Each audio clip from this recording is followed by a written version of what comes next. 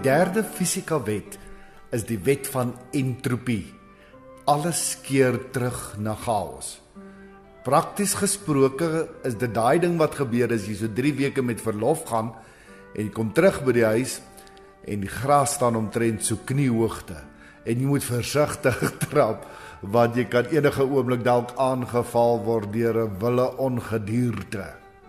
Nou as ons dit nog so entjie verder wil voer, dan werk dit so.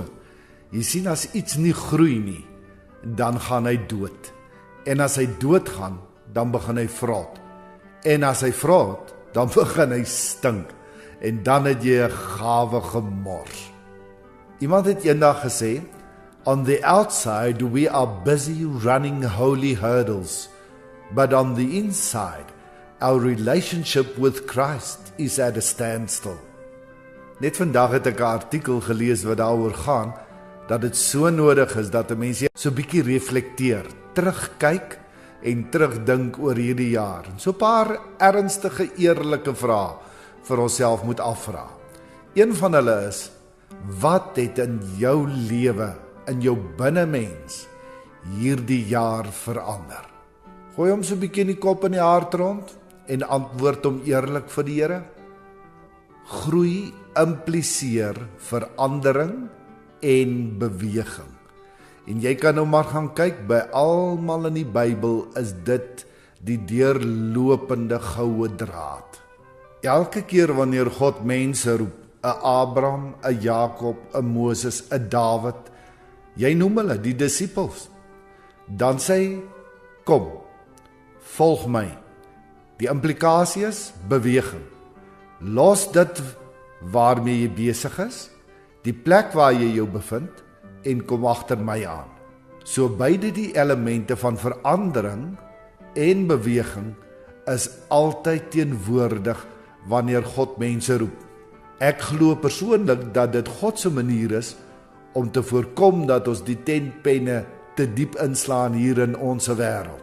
Want God wil nie hê ek en jy moet so tuis raak hier rond, dat ons vergeet waarheen is ons eintlik op pad nie. Maar dis nie net 'n buitebeweging nie. Daardie beweging gebeur juis binnekant. Daar kom 'n hartsverandering. Jesus sê 'n boom word aan sy vrugte geken. En dit is juis die vasgroei in Christus wat daartoe lei dat ons begin vrugte dra wat by die bekering pas. Want Jesus sê, as ons nie vrug dra nie, dan mis ons skepingsdoel. Nou as jy vandag vir my sou vra, wat is die belangrikste les wat ek hierdie jaar moes leer, dan sal ek vir jou sê, die waarde van stilte. Luister gou saam met my wat staan in Psalm 1. Dit gaan goed met die mens wat nie die raad van die goddeloses volg nie, met sondaars omgaan en met ligsinnige saamspan nie, maar wat in die woord van die Here sy vreugde vind, dit dag en nag lees? Nee, dit dag en nag oordink. Hy is soos 'n boom wat by waterstrome geplant is, wat op die regte tyd vrugte dra en waarvan die blare nie verdroog nie. Hy's voorspoedig in alles wat hy aanpak. Die leesding doen ons wel, die oordink, dis waar alles platval. Maar dit is waar die verandering kom.